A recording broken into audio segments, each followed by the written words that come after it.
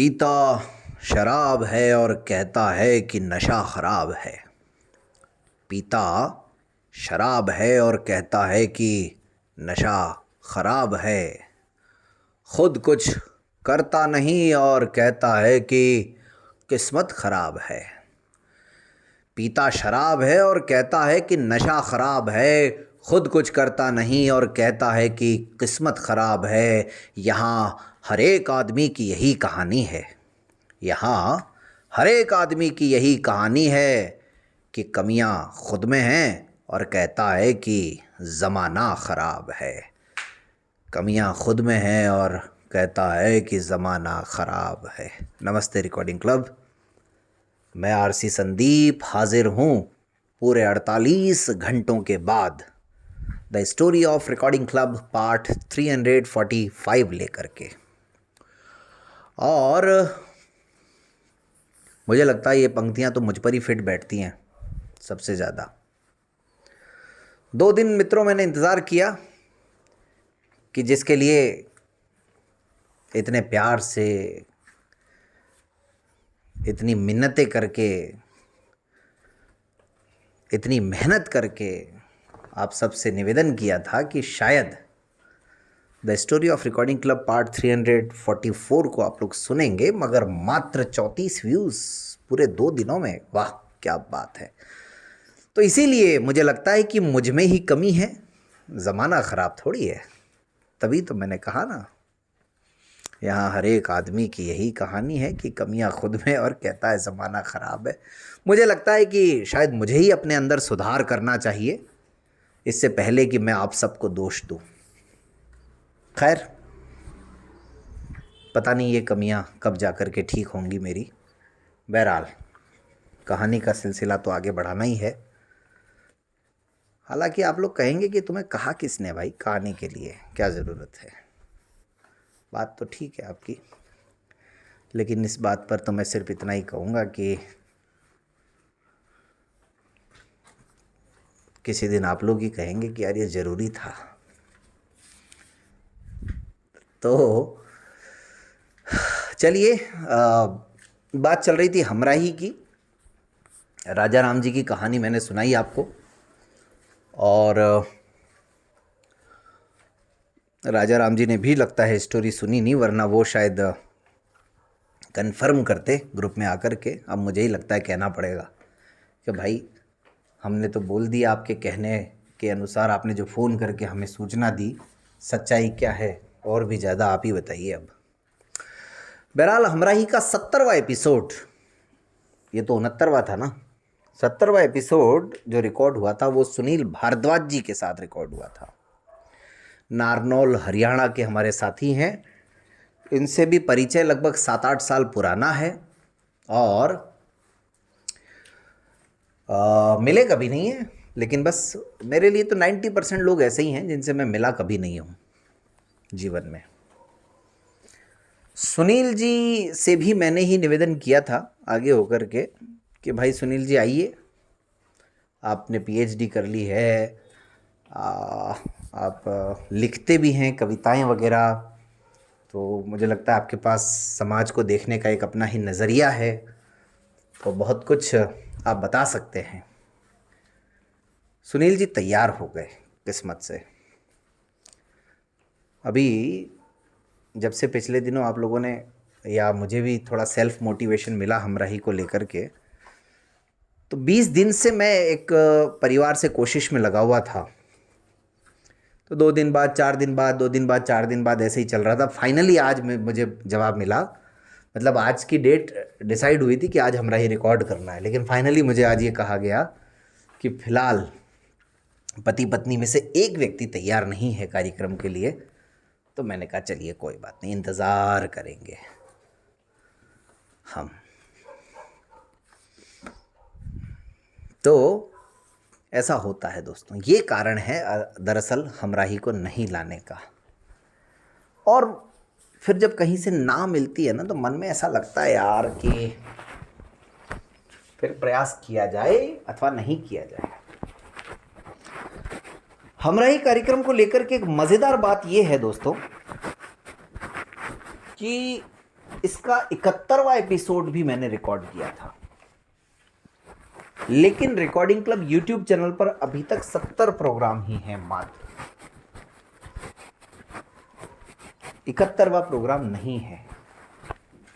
उसका कारण यह है कि वो 71वां प्रोग्राम मैंने भेज दिया था रेडियो मधुबन में। जब रेडियो मधुबन में मैंने भेज दिया तो उसके बाद में उन्होंने उसको ब्रॉडकास्ट किया या नहीं किया, ना तो मैंने पूछा ना उन्होंने कुछ बताया। नियम के अनुसार उनको जब ब्रॉडकास्ट हो जाता है प्रोग्राम तो उसके बाद मुझे भेज देना था, उन्होंने नहीं भेजा आज तक। मैंने एक दो बार कहा भी सही, हालांकि तब भी नहीं भेजा गया। लेकिन उसका जो रॉ ऑडियो है, उसका जो बिना एडिटिंग वाला जो ऑडियो है, ओरिजिनल जो ऑडियो है, वो तो मेरे पास है आज भी।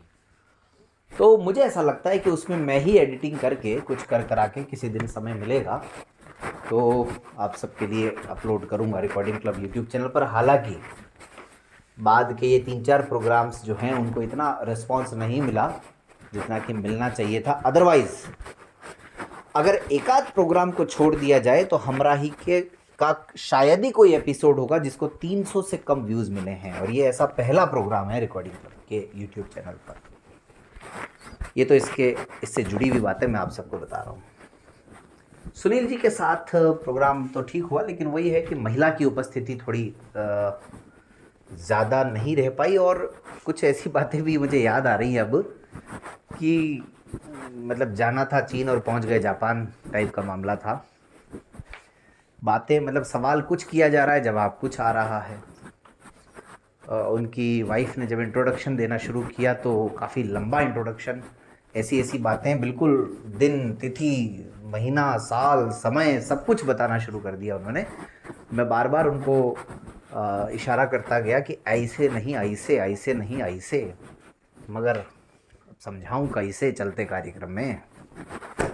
तो ये चुनौतियां रहती हैं। अच्छा, मैंने अब तक तो अपनी कमियां बताई आप सबको।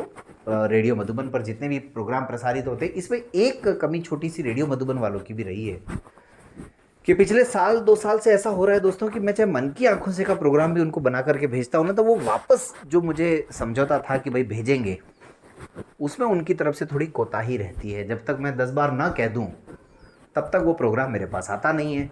अब इधर जो साथी मुझे समय देते हैं वो मुझे पूछते हैं कि भाई कब आ रहा है, कब आ रहा है, कब आ रहा है। तो ये स्थितियाँ इसमें हो जाया करती हैं। तो अब क्या किया जाए, लेकिन फिर भी इच्छा तो यही होती है यार दोस्तों कि सबके घर जाया जाए, उनके साथ प्रोग्राम रिकॉर्ड किया जाए। सबके मतलब जो भी अनुमति दे उसके घर, ऐसे हर किसी के घर नहीं जा सकते, उनके साथ बैठ करके चाय पीते पीते कार्यक्रम रिकॉर्ड किया जाए। मज़ा ही कुछ और है उसका। चलो आएगा वो भी दिन कभी जब रिकॉर्डिंग क्लब के पास थोड़े ठीक ठाक संसाधन होंगे और मैं नौकरी छोड़ दूंगा।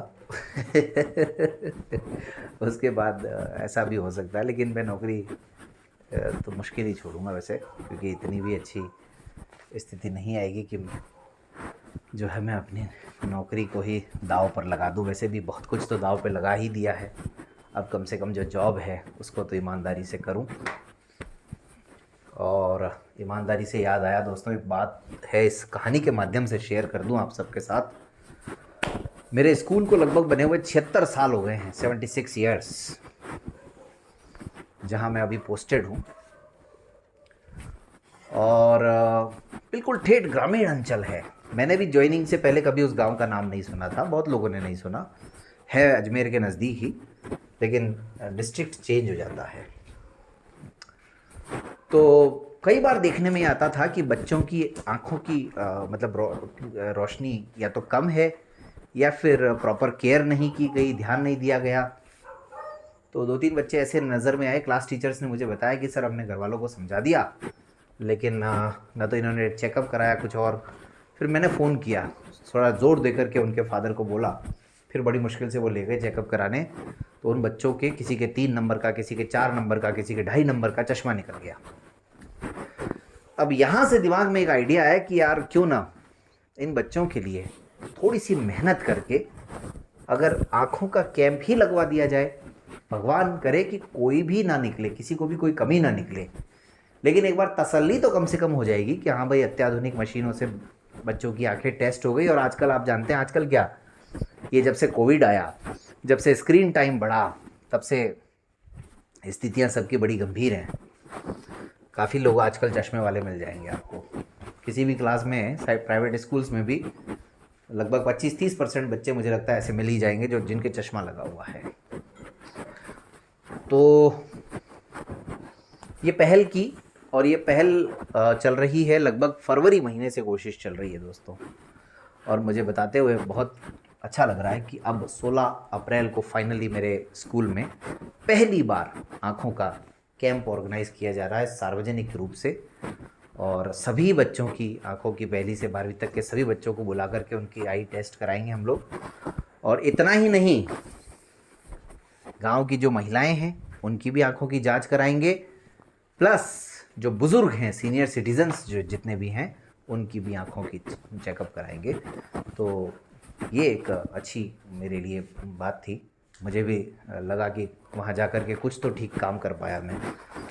तो ये बात आप सबके साथ साझा करनी थी। बहरहाल हमराही के बारे में तो मैंने आपको बताया, उस आदमी का, भाई का नाम अभी मेरे ज़ुबान से स्लिप हो रहा है, जिनके साथ मैंने 71वां प्रोग्राम रिकॉर्ड किया था, लेकिन अब उसको मैं अपलोड करूँगा। और शायद उनको भी राजा राम जी ने ही दिया था संपर्क, राजा राम जी के माध्यम से ही संपर्क उनका हुआ था मेरे साथ।